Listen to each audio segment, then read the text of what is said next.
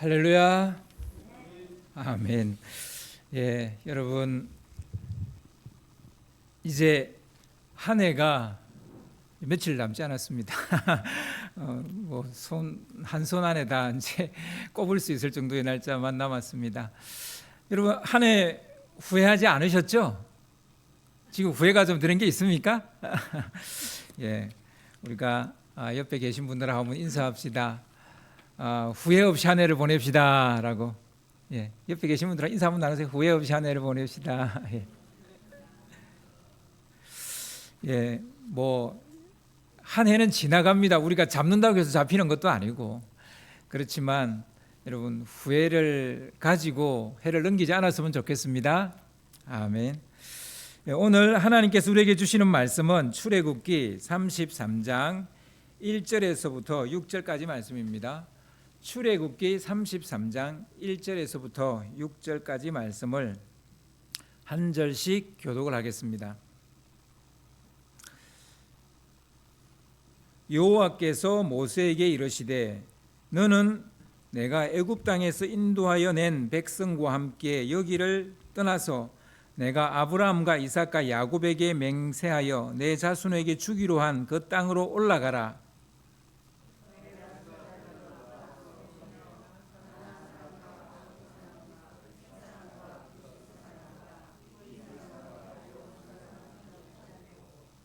너희를 젖과 꿀이 흐르는 땅에 이르게 하려니와 나는 너희와 함께 올라가지 아니하리니 너희는 목이 곧은 백성인적 내가 길에서 너희를 진멸할까 염려함이니라 하시니,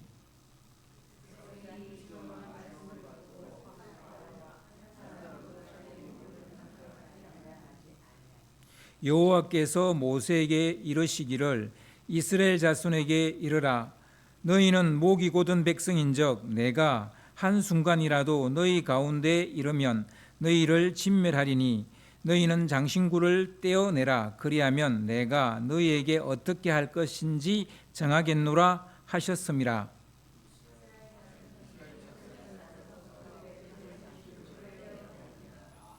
아멘. 가방을 여러분 꾸려보신 적 있습니까? 뭐 가방 꾸릴 일이 간혹 있죠. 가방을 다시 꾸려야 될 때 그때가 지금이 아닌가라는 생각이 들어서 오늘 가방을 다시 꾸리며라는 제목으로 여러분과 말씀을 나누려고 합니다. 우주는 밤에 보입니다. 낮에는 태양 때문에 보이질 않습니다. 현재 나의 상태와 위치도 아이러니하게도 밤에 더 잘 보인다는 사실을 아십니까?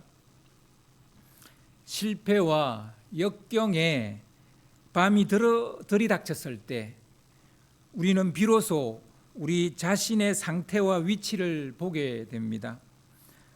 밤은 낮에 보이지 않던 것들을 볼 수 있게 합니다.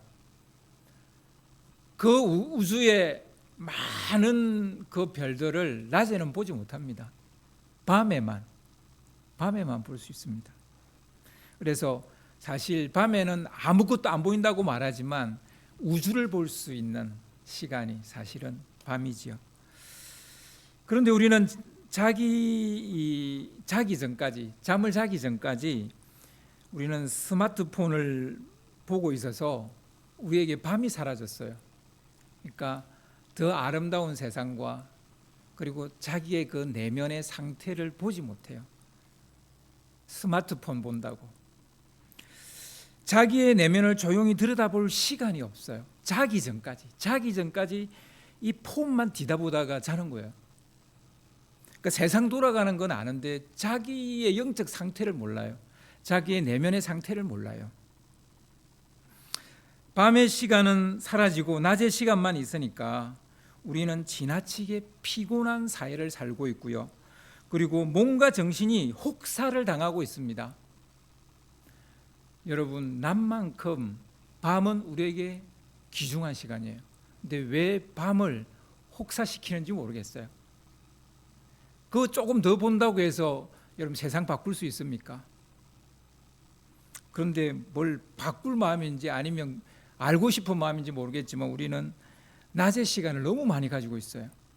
밤의 시간을 가지지 않습니다. 싫어하죠, 그거를. 근데 여러분 반드시 기억해야 됩니다. 밤의 시간이 없다면 낮의 시간은 존재할 수 없습니다. 밤에 자지 않으면요, 우리는 낮 시간을 열심히 살 수 없어요. 이런저런 이유로 평소에 우리는 우리 자신을 잘 보지 못합니다. 우리 자신이 잘 보이지 않는 것은 우리 안에 태양처럼 너무 밝은 것들이 너무 많아요. 아는 게 너무 많아요. 이것도 알고 저것도 알고. 근데 그 아는 게 정확하지는 않죠. 근데 이제 자기는 안다고 생각하고 옳다고 생각하죠. 자기 안에 태양이 너무 밝게 빛나니까 다른 걸 볼 수가 없는 거예요. 여러분 안에 그 밝게 빛나는 게 뭘까요? 오늘 그게 뭔지를 찾아내서 여러분과 좀 이야기를 하려고 합니다. 우리는 이런 저런 것들로 앞을 보지 못하고 눈이 멀게 됐어요. 바디메오의 문제만은 절대 아니에요. 이 세상에는 수많은 바디메오가 있고 여기 서 있는 저도 바로 그 한 사람의 바디메오입니다. 눈먼 사람, 소경이라고요. 우리를 눈멀게 하는 그 첫 번째 원인자, 도대체 무엇이 우리를 눈멀게 만들까? 저는 그게 익숙함이라고 봅니다. 모세는 시내산으로 올라갔습니다. 하나님께서 산으로 올라오라 그랬거든요. 뭐 하나님이 올라오라 하니까 올라갔죠. 왜 올라갔습니까? 십계명과 율법이 기록된 돌판을 받기 위해서 올라갔어요. 근데 하나님이 이 돌판을 빨리 주지 않는 거예요. 굉장히 느릿하게 하나님이 이 돌판을 새긴 것 같아요. 새기가 힘들어서는 아니겠죠. 무슨 의도가 있으시겠죠.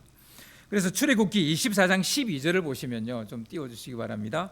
출애굽기 24장 12절을 보시면 여호와께서 모세에게 이르시되 너는 산에 올라 내게로 와서 거기 있으라.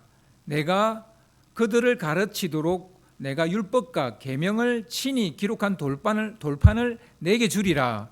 이런 말씀이 있습니다. 그러니까 그걸 받으려고 올라갔는데 하나님이 빨리 이 돌판을 써주지 않아요. 그 쓰기 시작한 것도 일주일 지나서부터 쓰기 시작해요. 며칠이 지나도 모세가 내려오지 않는 거예요. 그 이전에도 산에 몇 번 올라갔거든요, 모세가. 근데 그때는 올라갔다 금방금방 내려왔어요. 근데 이번에는 안 내려오는 거예요. 산 아래에서 기다리던 이스라엘 백성들의 마음이 조급해졌습니다. 조바심이 생겼어요. 그 세를 참지 못하고 아론에게 달려가서, 왜 아론에게 갔을까요? 모세가 올라가면서 아론에게 모든 것을 맡기고 갔거든요. 그러니까 아론에게 가서 우리를 인도할 신을 만들어 달라고 독촉을 합니다. 출애굽기 32장 1절을 보면요, 좀 띄워주세요. 백성이 모세가 산에서 내려옴이 더딤을 보고 모여 백성이 아론에게 이르러 말하되 일어나라, 우리를 위하여 우리를 인도할 신을 만들라. 이 모세 곧 우리를 애굽 땅에서 인도하여 낸 사람은 어찌 되었는지 알지 못함이니라. 그 인도낸 사람 모세죠. 그 모세는 어찌 되는지 모르겠으니까 네가 우리를 위해서 신을 만들라는 거예요. 아론은 고민하지 않았어요. 성경에 고민했다는 표현이 전혀 나오지 않아요. 1도 고민하지 않고 1도 망설이지도 않고 그들에게 그대들의 아내와 자녀들의 금귀고리를 가져오라고 말합니다. 아론은 그들이 가지고 오니까 그 금귀고리로 녹여서 송아지 형상을 만듭니다. 금송아지 형상을 만듭니다. 그리고는 이것이 너희를 애굽 땅에서 인도하여 낸 너희의 신이라, 이렇게 아론이 이야기를 해요. 아론은 그 금송아지 상 앞에 제단을 쌓고 번제와 화목제를 드리라, 이렇게까지 말을 합니다. 여러분, 아론은요 모세를 따라서 시내산 위에까지 올라갔다 내려왔던 사람이에요. 근데 이런 말도 안 되는 얘기를 하는 거예요. 여기서 금송아지는 뭘까요? 금송아지는 저는 익숙함의 결정체다. 익숙함의 결정체다. 저는 그렇게 생각합니다. 이스라엘 백성들이 애굽에서 종살이 할 때 애굽 사람들이 숭배했던 신의 형상을 따라 만든 게 바로 이 금송아지입니다. 애굽 사람들은 소를 아주 신성시했어요. 그래서 그 소 형상을 만들어서 그 소를 신으로 섬겼는데 그 신을 아피스 신이라 불러요. 아피스 신. 그러니까 널리 알려져 있던 신이었어요. 이 아피스 신은. 금송아지 신상을 만든 것은 결국 익숙함의 결과물이라는 거예요.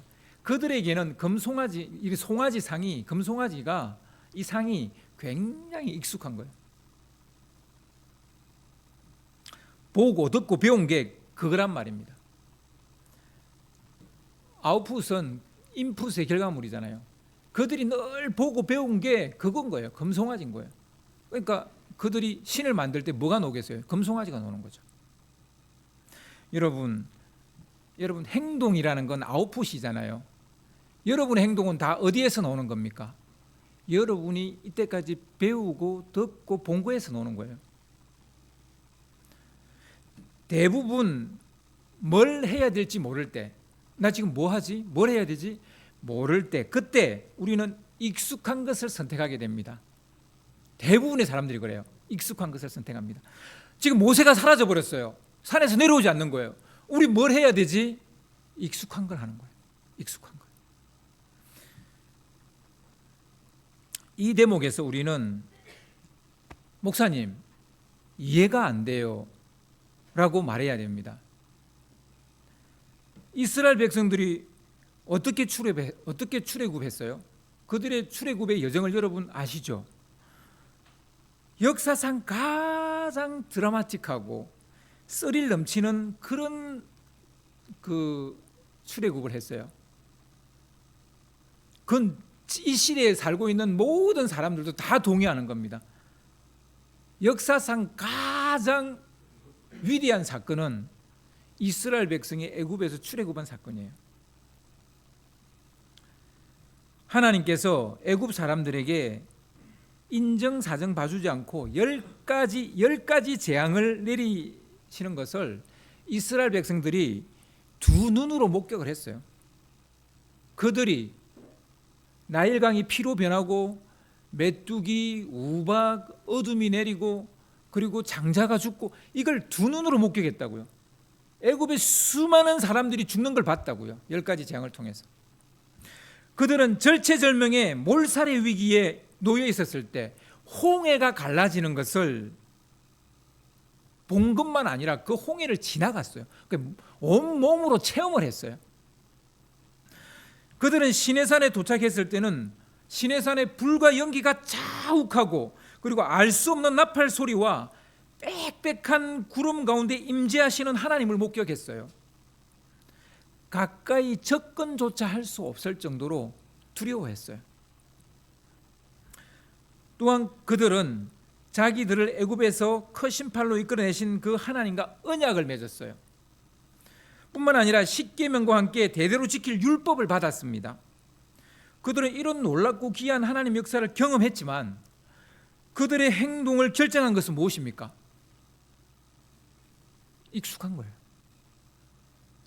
최근 얼마 동안 경험했던 이게 아니었고요. 400년 동안 그들에게 너무나 익숙했던 것을 결정을 해버리는 거예요. 금송아지를 만들어버리는 거예요.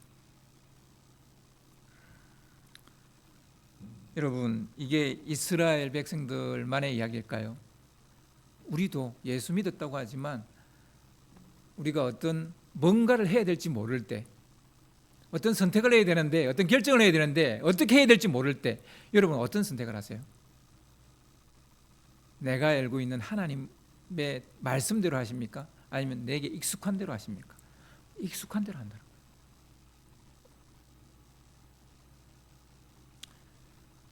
(400년) 동안 알게 모르게 몸에 밴 것들, 오랫동안 보고 배운 것들이 그들의 행동을 결정해버리는 거예요. 금송아지를 만들어 주라고 그 앞에 제사를 드리는 거예요. 바로 이것이 익숙함의 힘이에요. 무섭도록 큰 힘을 가지고 있어요. 익숙함은 우리가 생각하는 이상의 힘을 가지고 있어요. 익숙함 자체가 나쁜 것은 아니에요. 하지만 익숙함의 출처가 죄와 악이라면 이야기가 달라집니다. 우리가 선한 것에 익숙해지는 것은 좋은 일이에요. 그래서 그 익숙함에 따라 사는 것은 좋은 거예요. 그러니까 그냥 지나가다가도 다리만 조금 이렇게 삐약해도 아버지 이러면 이건 좋은 익숙함이에요. 그런데 다리 딱 삐는데 뭐 욕을 해버리고 막 이러면 이거는 잘못된 익숙함이죠.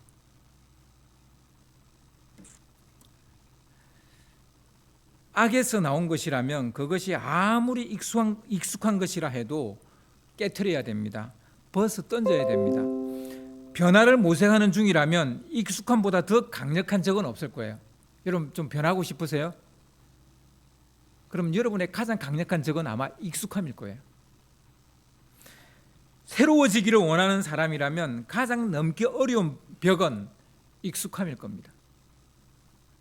많은 크리스찬들이 예수를 믿었지만 예수 믿기 전에 오랫동안 몸에 배어있던 삶의 방식을 바꾸지 못해서 애를 태우는 경우가 많습니다. 그래서 바울처럼 마음은 원이로되 육신이 약하도다. 예수님이 그러셨죠. 바울은 이제 내가 새 사람의 삶을 사는 게 아니라 옛 사람의 삶을 사는 것에 대해서 성령의 법이 아니라 육신의 법을 따른다는 것에 대해서 바울은 힘들어했죠. 여러분이 이런 것 때문에 괴로워해 보신 적 있습니까? 보통 이 싸움은 지난한 싸움으로 이어지는 거예요. 이게 하루아침에 되는 게 아니에요. 이걸 알고 있었던 바울은 강력하게 옛사람의 삶의 방식을 버리고 새 사람으로 지음을 받아야 한다고 그렇게 권면을 하는 거예요. 그래서 에베소서 4장 21절에서 24절 말씀을 보면 여러분 바울이 우리에게 얼마나 정말 애끌듯이 우리에게 권면하고 있는지 알 수 있습니다. 우리 21절과 24절을 우리 한 목소리로 같이 한번 읽어봤으면 좋겠습니다. 같이 읽겠습니다. 진리가 예수 안에 있는 것 같이 너희가 참으로 그들에게서 듣고 또한 그 안에서 가르침을 받았을진데 너희는 유혹의 욕심을 따라 썩어져가는 구습을 따르는 옛사람을 벗어버리고 오직 너희의 심령이 새롭게 되어 하나님을 따라 의와 진리의 거룩함으로 지으심을 받은 새 사람을 입어라. 아멘. 예. 듣고 가르침 받았다면 그냥 저절로 새 사람이 되는 걸까요? 이게 아니라는 거예요. 먼저 옛 사람의 옷을 벗어야 되는 거예요. 옛 사람의 옷을 벗어 던져 버려야 되는 거예요. 이 옛 사람의 옷이 뭐냐? 익숙함이에요. 우리가 이전에 익숙했던 것들을 벗어 던져 버려야 되는데 이걸 던져 버리지 못하는 거예요. 익숙한 것에서 벗어나기가 얼마나 어려운지 여러분 정말 어려워요. 이게 없다면 우리가 성화라는 거룩해져가는 이 과정, 성화라는 이 과정이 필요 없겠죠. 익숙한 것에서 벗어나기가 너무너무 어렵기 때문에 하나님께서 이스라엘 백성들에게 무엇을 허락하셨어요? 그냥 애굽에서 바로 가나안 땅으로 인도하면 되잖아요. 그 사이에 뭘 허락했어요? 광야를 허락하는 거예요. 여러분 익숙함에서 벗어나기 위해서는 무엇이 필요하냐면 광야가 필요한 거예요. 여러분 가나안 땅은 낯선 땅이 아니고 익숙한 땅이에요. 왜냐하면 애굽과 똑같은 땅이니까 똑같이 우상 숭배하는 땅이고 똑같이 제약이 관영한 땅이에요. 그러니까 바로 가나안으로 가면 이 백성이 변하겠어요? 안 변하겠어요? 안 변해요. 그래서 이들에게는 어디가 필요하냐면 낯선 땅이 필요한 거예요. 그 낯선 땅이 뭐냐? 광야인 거예요. 어째서 하나님께서 예수 믿고 그리스도인이 된 당신의 자녀들에게 바로 젖과 꿀이 흐르는 땅을 주시지 않습니까? 왜 바로 축복해 주지 않습니까? 왜 모든 것이 잘 되게 하지 않습니까? 왜 모든 것을 형통하게 해주지 않습니까? 왜요? 하나님은 그렇게 할 수 없는 분입니까? 그렇게 하실 수 있는 분인데 왜요? 하나님의 문제가 아니에요. 우리의 문제인 거예요. 즉 우리가 그대로 하나님 예수 믿고 축복해 주면 우리가 옛사람의 모습을 벗어나지 않을 거기 때문에, 그게 너무나 자명한 사실이기 때문에, 그래서 우리에게 광야를 허락하시는 거예요. 그런 낯선 곳에 가지 않는다면 일단 익숙함에 젖어서 우리는 우리 자신을 보지 못할 겁니다. 우리가 얼마나 삐뚤어져 있는지, 우리가 얼마나 왜곡되어 있는지, 얼마나 우리가 옛사람에 찌들어져 있는지 우리는 우리를 보지 못하는 거예요. 자기 인생이 겉으로 보기에는 잘 나가는 것처럼 보이죠. 내가 제일 잘 나가, 뭐 이렇게 말할지 모르겠지만, 여러분 벼랑 끝에 서 있다는 것을 우리는 보지 못해요. 저는 뭐 만사 오케이입니다. 뭐 다 잘 돼요. 다 잘 돼요. 뭐 안 되는 거 없어요. 라고 말하시는 분이 있을는지 모르겠는데, 그 사람이야말로 진짜 눈먼 사람이고요, 익숙함에 젖어 있는 사람이에요. 벼랑 끝에 서 있는데 그걸 보지 못하는 거예요. 어째서 하나님께서 우리에게 밤의 시간을 주시는 것일까요? 낮에는 보이는 것이 너무 많아서 자기 자신을 보지 못하니까 우리를 밤의 시간에 두시는 거예요. 여러분, 이스라엘 백성들은 얼마나 오랫동안 광야 생활을 하게 됩니까? 얼마 동안 광야 생활을 해요? 40년 동안 하죠. 무려 40년을 합니다. 그렇게 많은 시간이 필요해요? 익숙한 것에서 벗어나는 데 걸리는 시간은 40년이라니까 놀랍지 않습니까? 40년 동안 그들은 끊임없이 짐을 풀고 어느 한 곳에 머물렀다가 또다시 짐을 싸기를 반복합니다. 왜 그랬을까요? 왜 하나님 그렇게 하도록 하셨을까요? 계속 낯선 곳에 서게 하려는 거예요. 계속 낯선, 광야 안에서도 한 곳에 오래 머물게 하지 않는 거예요. 왜요? 광야에 또 익숙해지니까. 그럼 계속 짐을 풀고 싸고 풀고 싸고, 이게 반복되는 거예요. 그렇게 해야 익숙함의 옷을 벗을 수 있는 게 우리 사람인 거예요. 제가 올 초에, 벌써 이제 1년이 다 됐네요. 올 초에 14년 만에 안식년을 좀 가졌습니다. 여러분께서 허락해 주시고 그래서 제가 갔는데, 그래서 우리 장로님과 여러분에게 안식년으로 제가 40일을 좀 달라 그랬어요. 여러분 속으로는 어떻게 생각하셨는지 모르겠지만 하여튼 40일을 주셨어요, 저한테. 근데 이제 제가 그 40일 중에 35일 동안 낯선 것을 경험하기 위해 길다면 길고 짧다면 짧은 여정에 올랐어요. 한 번도 가지 않은 곳에 갔습니다. 짐을 풀고 숙박했던 도시가 11개 도시예요. 그러니까 짐을 풀고 숙박했던 도시가 11개 도시고, 잠시라도 이렇게 방문했던 도시까지 치면 20개가 훨씬 넘어요. 그러니까 어떤 도시에 짐을 풀고 그 주위에 있는 도시를 갔기 때문에, 그래서 20몇 개 정도의 도시를 제가 방문을 했습니다. 여러분, 저에게 필요한 게 무엇이었을까요? 안식년을 가지면서 저는, 이 박현진 목사는 안식년에 뭘 얻고 싶어 했을까요?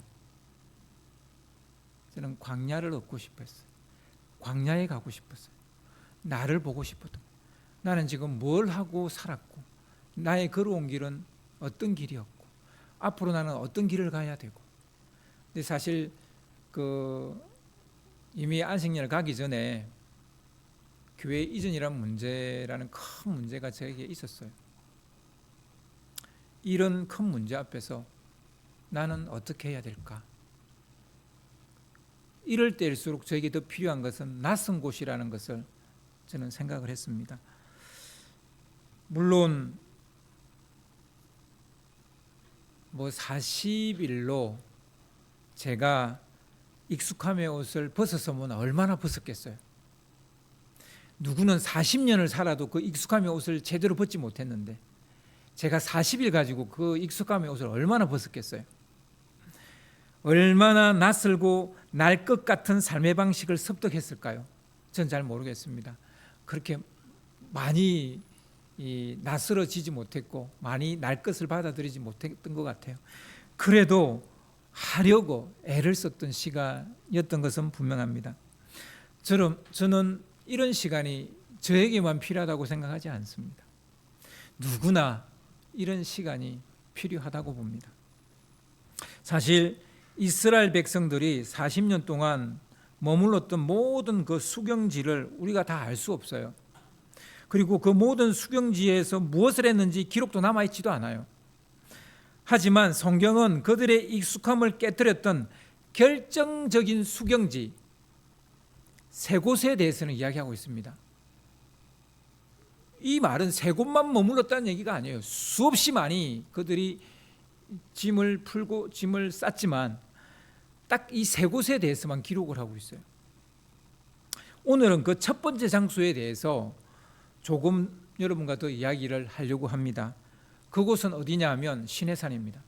그들이 첫 번째로 제대로 짐을 풀었던 곳은 시내산입니다. 물론 시내산 오기 전에도 여러 곳에서 짐을 풀었어요. 근데 그곳에서는 그렇게 오래 머물지 않았습니다. 그리고 무슨 결정적인 어떤 일들도 일어나지 않았어요. 물론 오기 전에 만나와 메추라기도 경험하고 오기 전에 쓴물도 그 마라의 쓴물을 단물로 바꾸는 것도 경험하고 여러 가지 경험은 있었지만 결정적으로 그들을 바꾸는 어떤 그런 그 수경지는 아니었습니다. 구약학자들은 최소한 그곳에서 그러니까 시내산에서 1년에서 2년 정도 머물렀다고 보고 있습니다. 갈 길이 바쁜데 이렇게 오래 머문 이유가 무엇이었을까요? 지금 이스라엘 백성은 갈 길이 바빠요. 그리고 가나안 땅을 가려면 가나안 땅에 사는 사람들한테 시간을 주면 돼요, 안 돼요? 안 돼요. 그들이 깨닫기 전에 쳐들어가서 그들을 박살을 내야 되는데 이렇게 시간을 주면 그들이 준비를 하잖아요. 저 백성들이 오고 있으니까 우리가 군사도 준비해야 되고 성도 준비해야 되고 성도 더 튼튼하게 쌓아야 되고 준비할 시간을 주잖아요. 그럼에도 불구하고 이 바쁜 시기에 시내산에서 거의 2년 정도의 시간을 보내게 됩니다. 애굽에서 생긴 노예 근성과 불신앙적 삶의 방식을 버리게 하려고 하나님은 2년 동안 그들을 시내산에 머물게 합니다. 사실 구원은 하나님의 전적인 역사이고 은혜입니다. 출애굽하는데 그들이 구원을 받는데 이스라엘 백성이 한 건 아무것도 없어요. 그냥 가라 그러면 가고 서라 그러면 선 거밖에 없어요. 일방적이고 강권적인 하나님의 역사이고 일하심이었어요.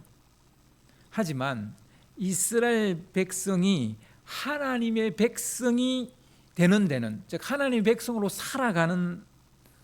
살아가기 위해서는 이스라엘의 그 변화가 필수 불가합니다.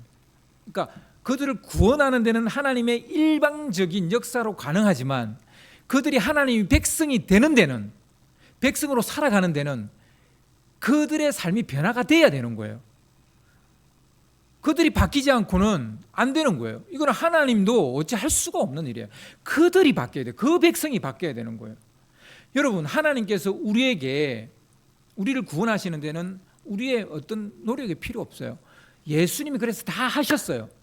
예수님이 이 땅에 오셨어요. 십자가를 지셨어요. 우리 죄를 대신 담당하셨어요. 그리고 우리보다 먼저 살아나시는 부활의 첫 열매가 되셨어요. 우리가 해야 될 게 없어요. 구원받는 데는. 그래서 전적인 은혜입니다. 그런데요, 우리가 하나님의 백성으로 살아가는 데는 우리가 변해야 된다니까요. 우리가 안 변하면 어쩔 수가 없어요. 그래서 이스라엘의 변화가 필수 불가결하다는 거예요. 그들을 변화시킬 장소로 하나님은 시내산을 선택을 하셨습니다. 그곳에서 하나님은 이스라엘 백성들과 언약을 맺었습니다. 여러분, 사랑이 먼저입니까? 결혼이 먼저입니까? 사랑이 먼저죠. 사랑하는데 사랑의 언약식을 하지 않는 것은 말이 안 되죠. 그러니까 사랑이 먼저여서 결혼을 하게 됩니다. 그런데요, 사랑하는데 또 결혼을 안 하면 그게 말이 됩니까? 안 되는 거예요. 사랑하면 결혼을 해야 되는 거예요. 하나님께서 그 백성에게 먼저 은혜를 베풀었어요. 그들에게 사랑을 베풀었다고요. 그리고 사랑의 언약식을 이제 여기 시내산에서 하는 거예요. 그래서 시내산은요, 일종의 결혼식장이에요. 보통 결혼식에는 결혼의 서약을 합니다. 그리고 서약의 징표로 결혼 반지를 서로 끼워줍니다. 이제 이 반지를 끼므로 너는 내 거야, 이게 되는 거죠, 그죠? 딴 데 눈 돌리면 안 돼, 이런 얘기잖아요. 이건 모두 성경에서 나온 방식이에요. 그러니까 이 결혼식은 서양에서 생긴 결혼식의 방식이거든요. 이건 다 성경에서 나온 거예요. 결혼을 하면 부부로서 지켜야 할 삶의 예의와 방식이 있는 겁니다. 마찬가지로 이제 하나님의 백성이 되었으니까, 하나님과 이 백성이 서로 언약을 맺었으니까 하나님의 백성으로서 지켜야 할 삶의 방식이 있는 거예요. 그것이 율법이고, 그 율법을 간단하게 줄인 것이 십계명입니다. 이스라엘 백성들은 단순히 율법만 받은 것이 아니에요. 시내산에서 하나님의 임재를 체험합니다. 이게 뭐냐면요, 이게 바로 첫날 밤이에요. 남자가 여자를 알고 여자가 남자를 아는 거예요. 그래서 아담과 하와가 서로를 알았다고 할 때 바로 이 단어를 씁니다. 이게 임재예요. 하나님이 우리 가운데 임재한다는 것은 하나님과 우리가 연합된다는 거예요. 그 결혼해서 첫날 밤을 보낸다는 것은 부부가 서로 연합한다는 얘기예요. 그러니까 임재는 첫날 밤이에요. 불과 연기로, 우레와 번개 같은 소리로, 그리고 빽빽한 구름으로, 나팔 소리로 하나님께서 그 백성 가운데 나타나셨습니다. 그리고 그들을 성결케 하고 그 산 가까이, 경계선은 넘지 못하게 하지만 그 산 가까이 나오라고 합니다. 그렇게 그들 가운데 임재하셨어요. 먼저 언약 체결을 했습니다. 그리고 신적인 임재가 그들 가운데 나타났어요. 그래서 그들이 변했습니까? 만약 변화가 됐다면, 그들이 변화가 됐다면 광야 생활은 여기서 끝나는 거죠. 이 시내산에서 광야 생활은 끝나는 거예요. 결혼 서약을 하고 결혼식을 올리고 반지를 주고받았습니다. 그리고 같은 집에서 서로 살을 비비고 살면 부부가 이제 안 싸웁니까? 그때부터 이제 싸움이 시작되는 거예요, 사실은. 그때부터 지지고 볶기 시작하는 거예요. 여러분, 답을 이미 알고 있죠. 사실 하나님은 2년 정도의 시간으로 그들이 바뀔 것을 예상은 하셨어요. 좀 기대를 하셨어요. 예상이라기보다는 기대를 하셨는데, 근데 그것은 하나님의 지나친 기대였나 봐요. 하나님의 기대를 사정없이 깨트리는 두 개의 사건이 있습니다. 하나의 사건은 가데스 바네아에서 정탐꾼을 보냈는데 정탐꾼들이 돌아와가지고 부정적인 보고를 합니다. 그러니까 여기에서 하나님의 기대가 깨지고요. 이게 이제 두 번째, 그 첫 번째는 바로 이 시내산 금송아지 사건입니다. 지금 언약도 체결했어요. 그들을 구원했어요. 그리고 그들에게 임재까지 했어요. 그런데 금송아지를 만든단 말이에요. 그 앞에 절을 하고 경배를 하고 있는 거예요. 이때 하나님의 꼭지가 돌아버린 거예요. 바로 오늘 읽은 말씀이 바로 그 꼭지도란 말씀이에요. 하나님의 꼭지가 돌아버린 거예요. 뚜껑이 열려버렸다고요. 여러분 3절, 오늘 본문 3절 말씀을 좀 띄워주시기 바랍니다. 오늘 본문 3절입니다. 너희를 적과 꿀이 흐르는 땅에 이르게 하려니와 나는 너희와 함께 올라가지 아니하리니.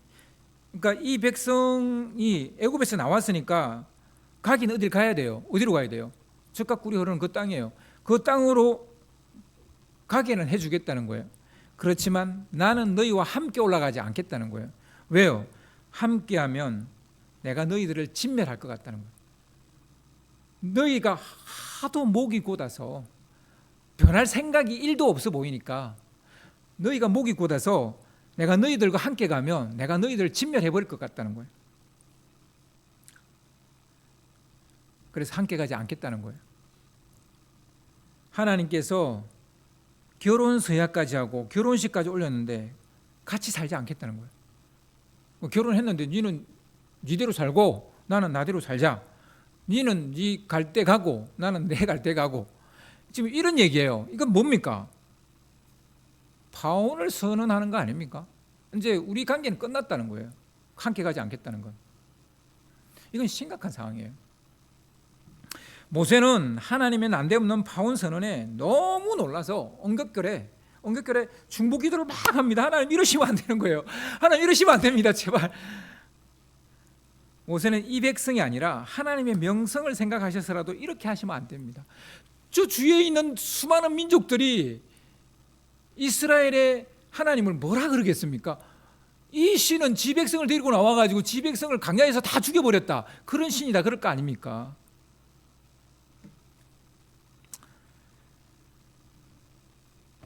하나님께서 모세의 논리에 설득을 당했을까요? 설득당했을까요? 설득당한 것처럼 보입니다. 그래서 같이 가겠다 하십니다. 근데 여러분 사실 설득당한 게 아니에요. 어떻게 보면 하나님의 계획이 더 있었던 거예요. 다 계획이 있었던 거예요. 하나님이 원하는 것은 뭡니까? 진짜 파혼일까요? 아니에요. 변화예요. 변화. 그래서 부부싸움 할 때 어떻게 진짜 뭐 우리 이혼해 할 때 진짜 처음에 이혼해라는 말을 꺼낼 때 진짜 이혼하고 싶어서 그래요? 아니에요. 이 인간아 좀 바뀌어봐. 네가 바뀌면 내가 더 살 수 있으라는 말을 이혼하자라고 말을 하는 거예요. 제가 그 요즘 법정에서 결혼 중재해 주는 그 프로그램이 있어서 한번 본 적이 있거든요. 막 서로 이혼하자고 왔어요. 근데 그 결혼 중재하는 그 사이에 이제 막 서로 이야기하다 보니까 이제 마지막으로 하는 얘기가 진짜 이혼하렵니까? 그러니까 아니요 그러더라고요. 아니요. 상대가 생각이 바뀌고 말이 바뀌고 입장이 바뀌니까 아니요 그러더라고요. 아니요. 여러분 그런 거잖아요. 진짜 하나님이 이 백성을 다 쓸어버리려고 그런 거예요? 아니요. 이들이 바뀌기로 원하는 거예요. 그 변화를 위한 충격 요법을 썼다라는 것입니다. 오늘 본문 5절 6절 말씀을 좀 띄워주시기 바랍니다. 오늘 본문 5절 6절입니다. 여호와께서 모세에게 이르시기를 이스라엘 자손에게 이르라. 너희는 목이 곧은 백성인즉 내가 한순간이라도 너희 가운데 이르면 너희를 진멸하리니 너희는 장신구를 떼어내라. 그리하면 내가 너희에게 어떻게 할 것인지 정하겠노라 하셨습니다. 이스라엘 자손이 호렙산에서부터 그들의 장신구를 떼어내니라. 너무 급전해하는 거 아니에요? 진멸 뭐 하겠다 뭐 이런 얘기 하시다가 뭐 이제 파혼이다 그러다가 내가 한 가지 조건을 거는데 너희들이 가지고 있는 그 장신구를 다 떼어내면 내가 뜻을 바꿀 수도 있다 이런 얘기를 하시는 거예요. 장신구가 뭔데? 그게 뭐 그렇게 중요하다고? 무슨 말입니까? 진짜 장신구가 중요해서 그래요? 아니잖아요. 하나님이 한 가지 조건을 내겁니다. 함께 가는 조건, 같이 계속 사는 조건. 그게 웃기게도 장신구를 떼내라는 거예요. 너무 좀 어이없는 요구죠. 너무 웃기죠. 사실 어이없다기보다 좀 웃기죠. 이게 뭐예요? 하나님이 장신구가 그렇게 탐이 났어요? 그 백성들이 달고 다니는 그 장신구가 그렇게 탐이 났어요? 그걸 그렇게 얻고 싶었어요? 그게 필요해서 뭐 이혼하자 말자 그랬어요? 아니잖아요. 도대체 여기서 이 장신구는 무슨 뜻일까요? 어떤 의미를 지니는 것일까요? 이 장신구는 금송아지를 만든 원료였어요. 이게 사라져야 다시는 이따위 우상을 만들지 않을 거라는 것을 알고 있는 거예요. 장신구는 일종의 외도의 가능성이에요. 외도의 가능성. 나 외에 다른 신을 믿을 수 있는 그 가능성이 항상 이 장신구인 거예요. 요거를 가지고 있으면 언제든지 또 다른 신을 만들 수 있다는 거예요. 그래서 여러분 혹시 여러분 마음에 하나님 외에 다른 어떤 것을 믿을 만한 가능성을 여러분 가지고 있습니까? 그런 것을 품고 있습니까? 네, 그게 장신구예요.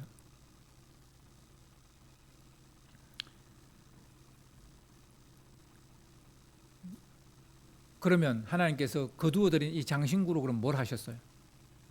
성막을 만드는 거예요. 성막에는 금이 많이 들어갑니다. 여러분 하나님께서 우리에게 헌금을 하라고 할 때 하나님 돈이 없어서 하라고 하는 게 아니에요.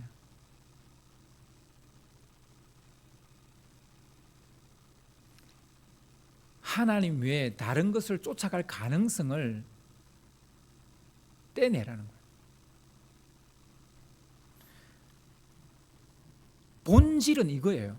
그래서 뭐 11조를 해야 되냐, 말아야 되냐, 감상금을 해야 되냐, 주정금을 해야 되냐, 이런 것을 질문하시는 그 분들은 대부분은 저는 하나님을 사랑하는 게 뭔지를 모르시는 분이라고 저는 생각해요.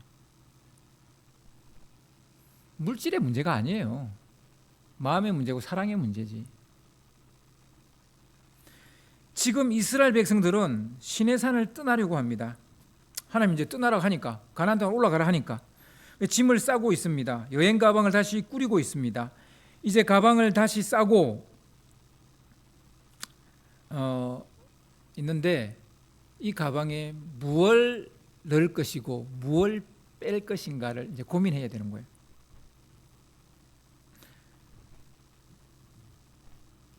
하나님은 장신구를 버리라는 거예요. 악으로 치닫는 가능성을 버리라는 거예요. 옛사람의 모습을 버리라고 말합니다.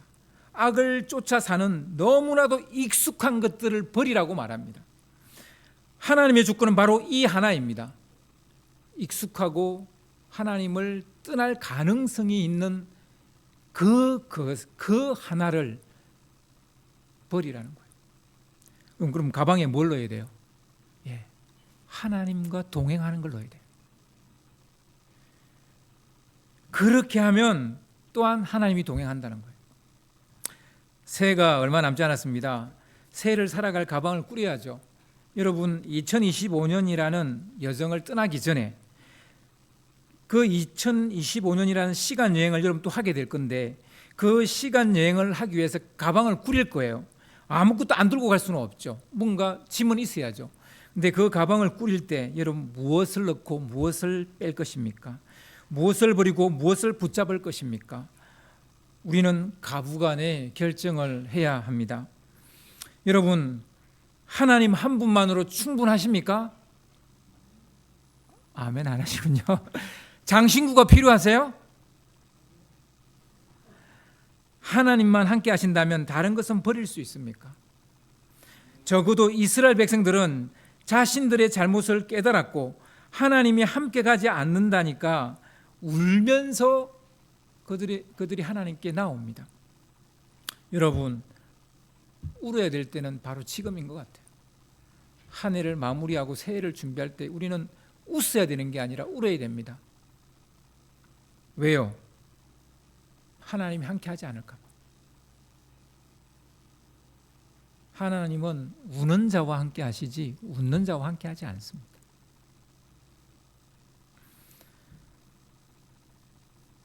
우리는 금송아지 만든 그들을 손가락질하죠. 에이, 그렇게 하나님을 경험하고서도 어떻게 그 신의 나라에서 또 금송아지를 만드냐? 우린 그들을 손가락질해요. 과연 우리가 그들을 손가락질할 만큼의 신앙을 가지고 있습니까?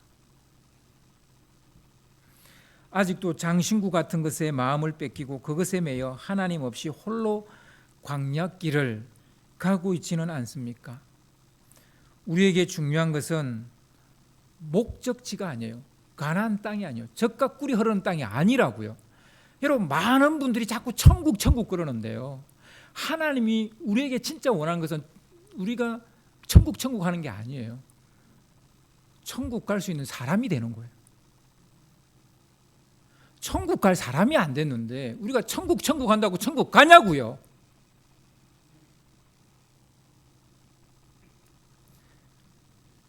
우리에게 중요한 것은 하나님이지 가나안 땅이 아니라고요. 젖과 꿀이 흐르는 땅이 아니라고요. 그건 잠시 머무는 땅이에요. 잠시 머무는. 그게 광야든 가나안 땅이든 하나님이 없으면 아무것도 아닌 거예요. 우리의 궁극적인 목적은 하나님입니다. 한 해를 마무리하면서 다시 가방을 꾸리면서 지혜로운 선택을 하는 여러분 되시기를 주님의 이름으로 축원합니다.